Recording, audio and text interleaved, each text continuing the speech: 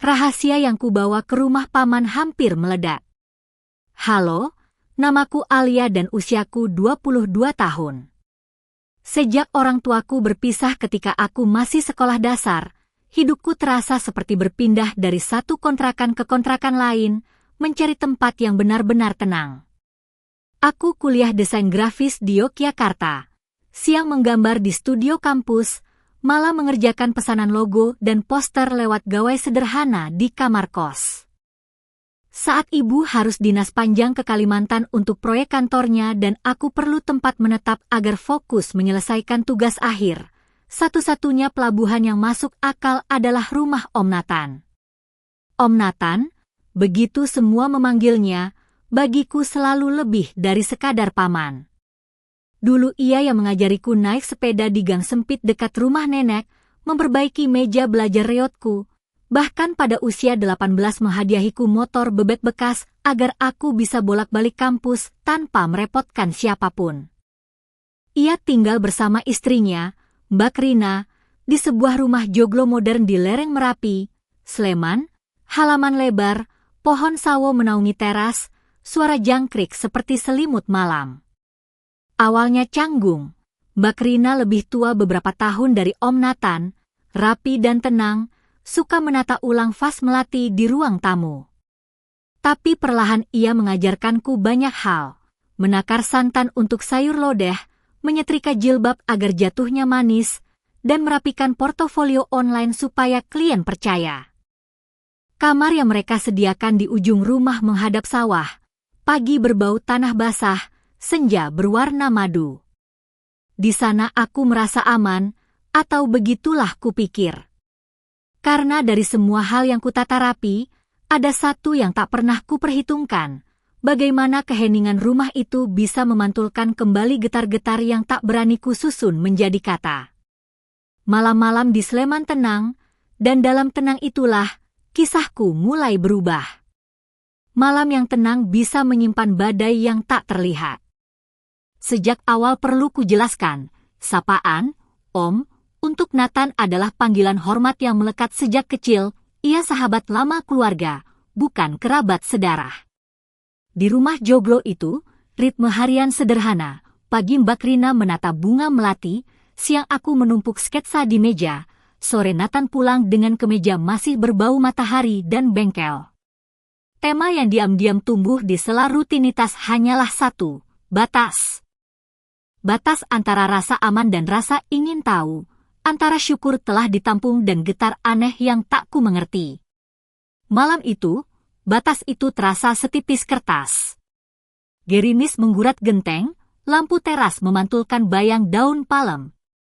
Mbak Rina sedang keluar menghadiri arisan lingkungan, ia pamit dengan gaun katun hijau zaitun dan tas rotan kecil.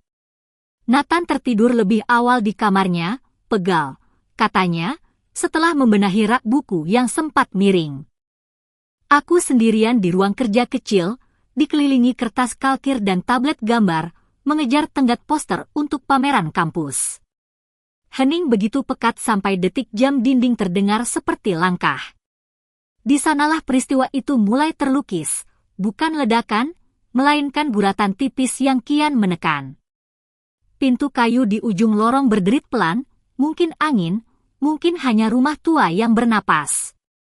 Aku berdiri, meneguk teh jahe yang sudah hangat dingin, merapikan shawl tipis di bahu.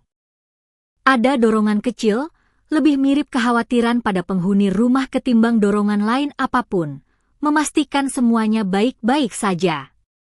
Tema malam itu tidak tentang pakaian atau sentuhan, melainkan tentang jarak yang tiba-tiba terasa hidup, jarak antara ambang pintu dan ranjang, antara etika dan emosi, antara yang seharusnya dan yang mungkin. Aku melangkah ke lorong. Lantai semen halus menyimpan dingin yang menembus telapak kaki. Di dinding tergantung foto keluarga lama, senyum-senyum yang menatap tanpa suara. Aku sampai di depan pintu Nathan, mengetuk pelan sekali, menunggu 2 tarikan napas, lalu mendorongnya separuh terbuka.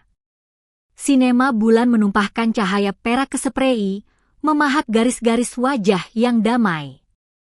Dan di ambang itu, aku tahu, malam akan menguji definisi, batas yang selama ini kujaga. Sebelum malam itu, ada jejak-jejak kecil yang menuntun ke ambang.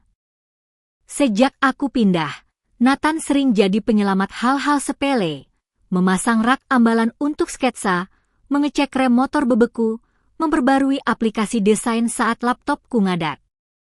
Ia selalu datang dengan kemeja kerja warna tanah, lengan tergulung rapi, jam tangan kulit coklat yang mengilap di pergelangan. Mbak Rina, dengan blus katun putih dan rok batik sogan, mengimbangi rumah dengan ketenangan, menata toples rengginang, menyimpan kunci cadangan, memintaku sarapan meski aku kerap menolak. Kebersamaan kami terasa tertib, tapi tertib itu menyisakan ruang hening yang kadang menggema. Aku belajar banyak dari keseharian mereka, cara memilih cabai di pasar godean tanpa tertipu timbangan, cara mengelap kaca jendela dengan koran agar tidak belang, bahkan cara menyusun portofolio agar terlihat dewasa. Dalam proses itu, aku tiba-tiba sadar betapa sering tatapanku memantul ke Nathan saat ia menunduk memeriksa baut, atau ketika ia bercanda singkat agar tegangku mencair sebelum presentasi. Ia tak pernah berlebihan, satu tepukan ringan di bahu, satu kalimat pendek yang entah mengapa selalu tepat. Perhatian sederhana yang menyalakan sesuatu yang sulit kurai. Hari-hari menjelang peristiwa itu, rutinitas kami seperti garis tipis di kertas kalkir, transparan namun terasa. Aku menyelesaikan logo untuk kedai kopi kecil di Pakem, Nathan sibuk menata ulang perpustakaan mini di ruang tengah, Mbak Rina mempersiapkan bazar lingkungan. Aku mengenakan kaos oversize abu-abu, celana kain hitam selutut, gelang manik kaca biru di pergelangan, dan sandal kulit yang agak longgar. Ia, seperti biasa, dengan celana chino krem dan loafer tua yang bunyinya khas di lantai semen.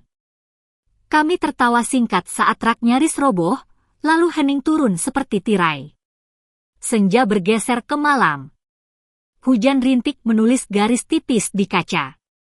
Mbak Rina pamit ke arisan, meninggalkan wangi melati di lorong. Nathan masuk kamar lebih awal. Aku sendirian di ruang kerja, lampu meja memantulkan kilau di layar tablet. Detik jam terdengar seperti langkah. Di sana, tanpa fanfare, dorongan paling sederhana lahir, memastikan semua baik-baik saja. Dan karena dorongan kecil itu, aku berjalan menuju pintu yang nanti mengubah cara pandangku tentang batas. Aku berdiri di ambang, setengah ragu, setengah terpanggil.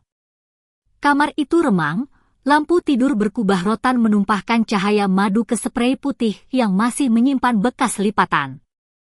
Aroma kayu jati dan minyak kayu putih melayang tipis. Nathan berbaring miring, kemeja rumah warna biru pudar belum sempat dilepas, lengan tergulung menampakkan urat halus di pergelangan tempat jam kulit coklat bertengger. Aku masih dengan kaos oversize abu-abu, celana kain hitam selutut, gelang manik kaca biru berkilat kecil saat kutarik shawl tipis menutup bahu. Jarak kami hanya beberapa langkah, tetapi rasanya selebar jurang. Nathan, suaraku nyaris seperti bisik. Ia membuka mata perlahan, berkedip, menajamkan fokus. Alia? Ada apa? Nada suaranya serak hangat, seperti suara radio tua yang baru dinyalakan. Aku menelan ludah, menunjuk ke arah lorong. Kupikir ku dengar pintu. Ia setengah bangkit, menyandarkan punggung pada sandaran kepala tempat tidur, mengusap wajah. Angin, mungkin. Duduklah kalau kau gelisah. Aku melangkah masuk. Sandal kulitku mengeluarkan bunyi kecil di lantai semen halus. Aku duduk di tepi ranjang, menjaga jarak selebar telapak tangan. Ketegangan hadir bukan sebagai ancaman, melainkan sebagai garis cahaya yang menandai sesuatu yang belum terucap. Kami diam, hanya jam dinding di ruang tamu yang terus menghitung detik. Sidang tugas akhirmu sampai mana? Tanyanya, datar tapi perhatian. Aku menjelaskan pelan, logo kedai kopi di Pakem, palet warna tanah, huruf yang kucari agar terasa hangat. Ia mendengarkan sungguh-sungguh, mata menatap, tidak menembus, tidak menghakimi. Tatapan yang membuatku merasa terlihat lebih dari sekadar mahasiswi yang menumpang. Angin menyibak tirai, bayang-bayang daun palem bergerak seperti napas. Nathan mencondongkan badan sedikit, jarak kami menipis. Ia tidak menyentuhku, hanya menunjuk gelang di pergelangan tanganku. Biru itu cocok. Kau seperti laut saat pagi. Kalimat sederhana, tetapi jantungku menanggapi seakan ada orkes kecil di dada. Aku menarik napas panjang, merasakan ujung Saul menyentuh tulang selangka. Aku ingin berkata sesuatu yang cerdas, yang membongkar gundahku tanpa melukai siapapun. Yang keluar hanya, aku aman di sini, ya? Nathan mengangguk, pelan, pasti. Dan pada anggukan itu, malah mulai menggeser peta batas yang selama ini kujaga. Anggukan itu seperti kunci kecil yang membuka ruang sunyi. Aku bergeser, menjaga jarak selebar bahu, namun detak jantungku seperti ketuk pintu yang tak berhenti. Lampu berkubah rotan memantulkan cahaya ke gelang manik biru di pergelangan, ke kaos abu-abu longgar yang jatuh lembut di pinggang, ke celana kain hitam yang membingkai lututku. Nathan menurunkan ke meja rumahnya, duduk lebih tegak, jam kulit coklatnya berkilau tipis. Kau terlihat lelah, katanya. Aku tertawa kecil, menyingkirkan rambut ke belakang telinga. Bukan lelah, mungkin takut gagal. Ia menggeleng, bibirnya membentuk garis halus. Kau bukan tipe yang mundur. Hening turun lagi, tapi kini hangat, seperti uap teh jahe yang baru diseduh. Di luar, gerimis berubah butir-butir diam di kaca. Aku menaruh telapak di atas sprei, menjajaki pola halus kain. Boleh aku di sini sebentar? Ia mengangguk. Sebentar atau lama, tidak apa. Kalimatnya sederhana, tapi terasa seperti selimut.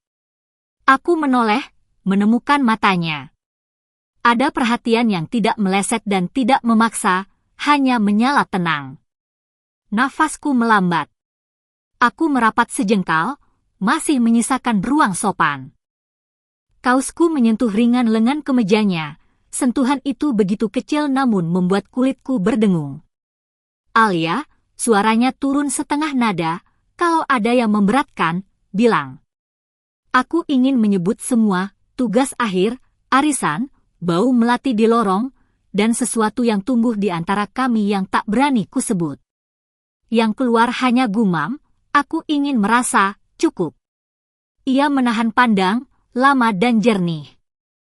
Lalu ia mengulurkan tangan, bukan untuk menggenggam, hanya meletakkan jemari dekat jemariku, membiarkan jarak seujung kuku. Isyarat yang bertanggung jawab, mengembalikan pilihan padaku. Aku menggeser jariku sedikit, menyentuhnya. Panas halus mengalir dari kulit ke kulit, seperti garis tipis arus listrik yang tak menyakitkan. Batas itu tidak runtuh. Ia bergeser pelan, tertandai kehati-hatian. Angin menyingkap tirai, bulan menorehkan perak di rahang Nathan.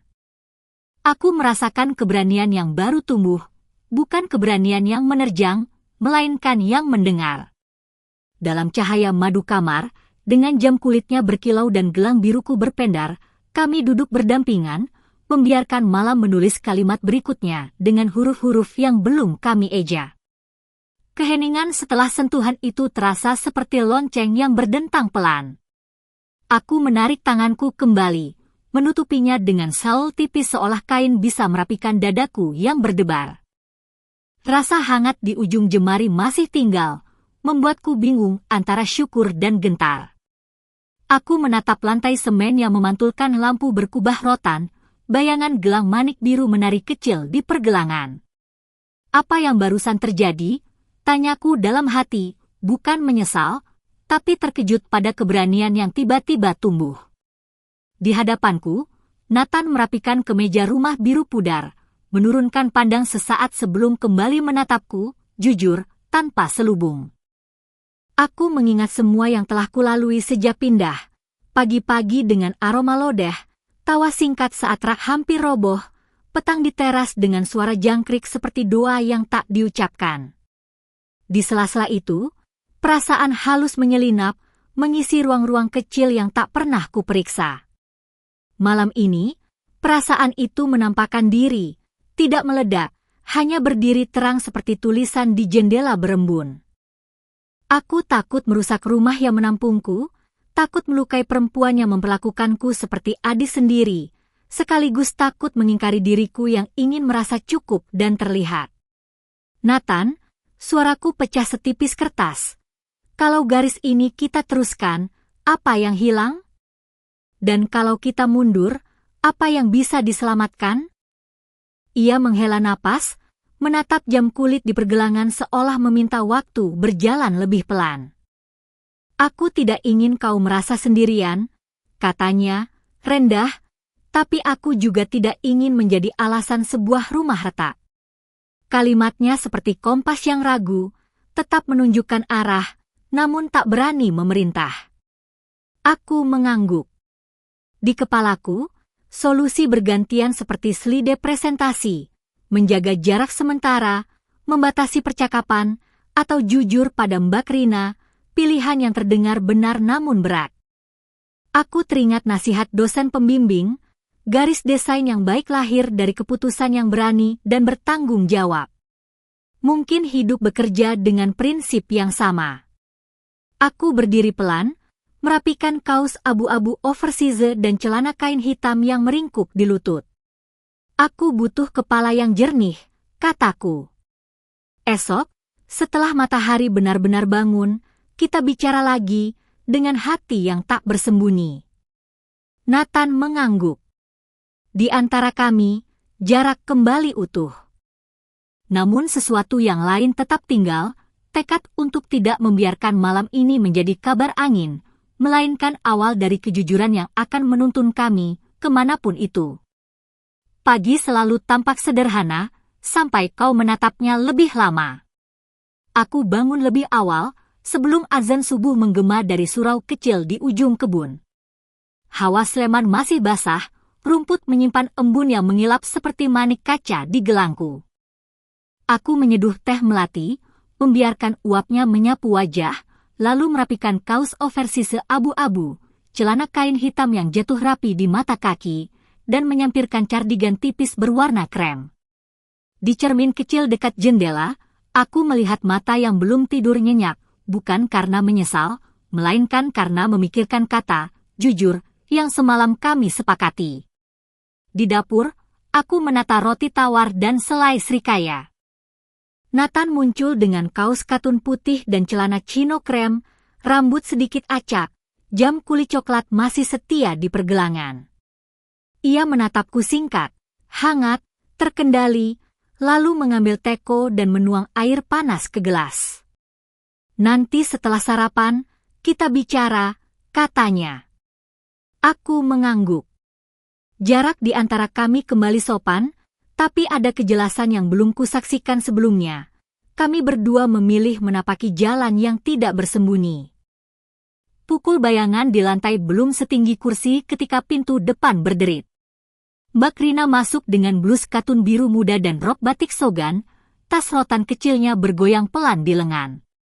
Wangi melati seperti kembali dari malam. Ia berhenti sekejap, mengamati piring, gelas, dan 2 cangkir teh yang mengepulkan uap. Senyumnya tipis, lebih seperti garis tanya ketimbang kabar gembira. Kalian bangun pagi, ucapnya, nada ringan namun matanya tajam seperti pembatas buku yang menandai halaman penting. Aku merasakan kulit tengkuk memanas di balik cardigan. Nathan menawari teh, dan ia menerimanya, duduk di kursi menghadap kami. Hening menggantung seberat kain basah. Semalam arisan berakhir lebih cepat, katanya, meletakkan tas. Di jalan pulang, aku memikirkan sesuatu yang sudah lama kutunda.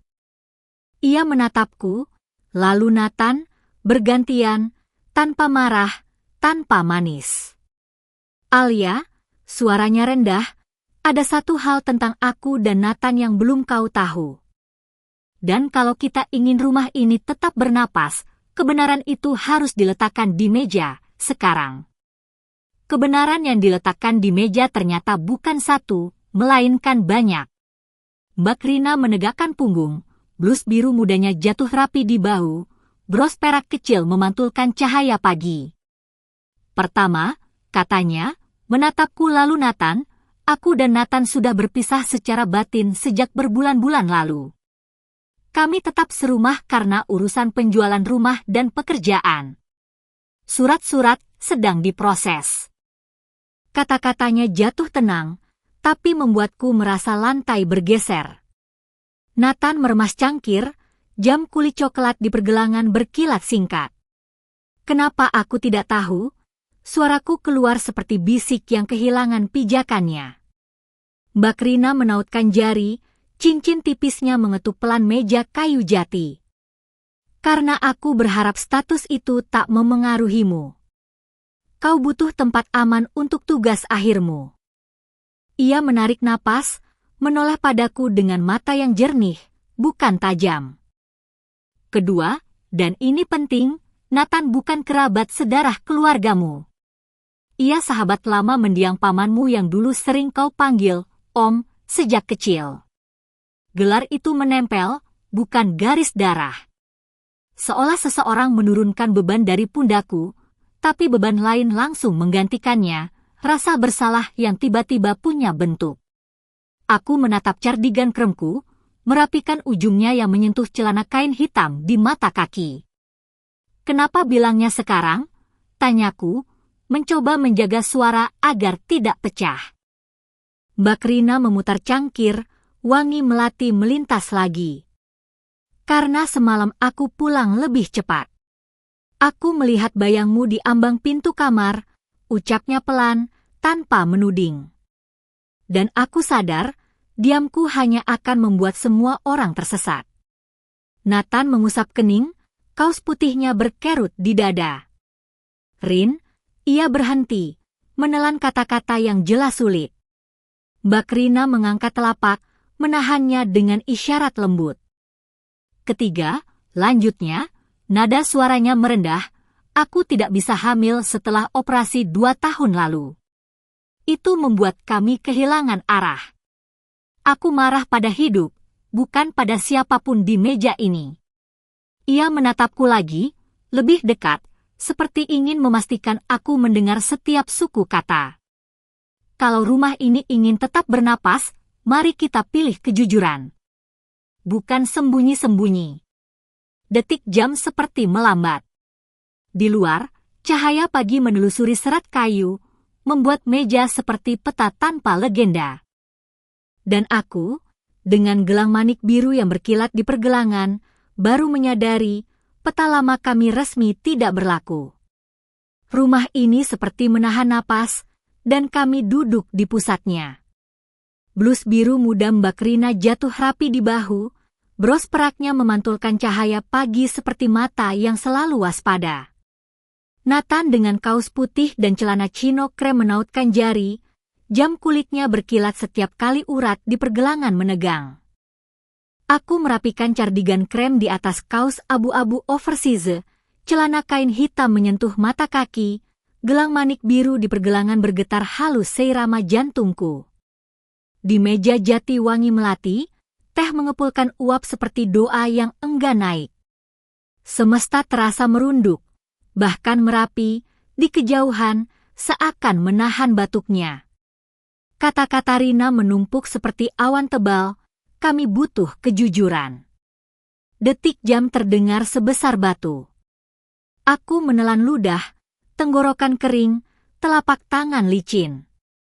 Aku tidak ingin bersembunyi, suaraku pecah namun tidak lari. Nathan menatapku, tajam, hangat, dan jujur seperti garis tipis tinta hitam di kertas kalkir. Pandangannya jatuh pada tulang selangka yang tak sengaja tersingkap di balik cardigan. Aku menarik kain itu, bukan untuk melarikan diri, melainkan agar bisa bernapas. tegangannya bukan kilat yang menyambar, melainkan arus deras yang menyeret perahu kecil kami ke tengah pusaran. Rina meletakkan amplop coklat di meja. Suara amplop menyentuh kayu terdengar seperti palu hakim. Ini rancangan perpisahan kami dan rencana penjualan rumah, ucapnya tenang. Kalau kejujuran adalah jalan, maka jalannya tidak setengah. Angin menyibak tirai, bayang daun palem menari di dinding seperti isyarat yang tak bisa dibaca.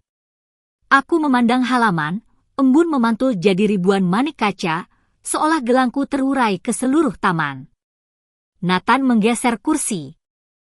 Aku akan menjaga batas yang kau butuhkan, katanya pada Rina, lalu matanya kembali padaku.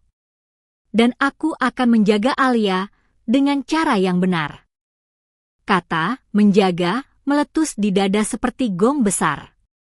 Dadaku naik turun, cardigan melekat di kulit, aromaku bercampur teh melati dan kayu jati. Di ruang yang sepi itu, setiap napas kami membesar seperti ombak, dan meja jati menjadi panggung di mana satu keputusan kecil dapat menggulung seluruh hidup, menimbun yang lama, dan melahirkan sesuatu yang belum bernama. Pagi itu mekar seperti 1000 kipas, lalu menutup serentak. Ruang makan bergetar pelan, bukan oleh gempa, melainkan oleh keputusan yang tumbuh seperti akar beringin memecah batu. Blus biru muda Rina memantulkan cahaya, bros peraknya seperti kompas yang menunjuk ke satu kata, lanjutkan. Nathan berdiri, kaos putihnya menangkap bayang palem, jam kulitnya berkilau seperti tanda sumpah. Aku merapikan cardigan krem di atas kaos abu-abu oversize, celana kain hitam jatuh rapi di mata kaki, gelang manik biru berputar kecil di pergelangan, seolah jarum kompasku sendiri berusaha menemukan utara baru. Di udara, wangi melati membesar, menutup ambang pintu-pintu yang dulu kami pakai untuk bersembunyi. Aku memilih jujur, kataku, suara keluar jelas, lebih berat dari tekaku. Jika rumah ini ingin bernapas, biarlah ia bernapas dengan benar. Rina mengangguk, tatapannya jernih namun tak memberi jeda untuk dusta. Aku akan menutup babku tanpa menyisakan kabut, ujarnya. Nathan menatap kami bergantian, sorot matanya bukan bara, melainkan api unggun, hangat, tetapi mampu menelan malam jika dibiarkan. Aku akan menyertai prosesnya, katanya pelan, sampai batas terakhir. Detik jam menumbuh menjadi lonceng. Di kejauhan, Merapi, yang biasanya hanya garis kelabu, terasa merapat, seolah gunung itu condong mendengar. Hela nafas kami membesar seperti ombak yang memasuki teluk kecil, tak bisa dihentikan, hanya bisa diarahkan agar tidak menelan dermaga. Aku menatap amplop coklat di meja jati, kertas itu seperti peta yang mencoret nama lama dan menyisakan ruang untuk 2 nama yang belum berani ditulis. Rina berdiri, mengambil tas rotan, lalu menoleh terakhir kalinya. Sore ini, notaris meminta tanda tangan, katanya. Setelah itu, satu pintu akan benar-benar tertutup. Ia melangkah ke ambang, menahan diri sekejap, bibirnya bergerak tipis, mungkin doa, mungkin pesan yang belum sempat diucap, lalu pintu berderit, menutup pelan. Hening mengembang, setebal tirai hujan. Nathan memutar jam di pergelangan, sekali, 2 kali, lalu menatapku. Alia, jika satu pintu tertutup, pintu mana yang berani kau buka? Sebelum sempat ku jawab, dari teras terdengar ketukan, bukan 1, bukan 2, melainkan 3 kali, ritmis, seperti sandi. Ketukan yang ku kenal dari masa kecilku, yang seharusnya tidak mungkin terdengar dari siapapun, kecuali seseorang yang kukira telah menghilang.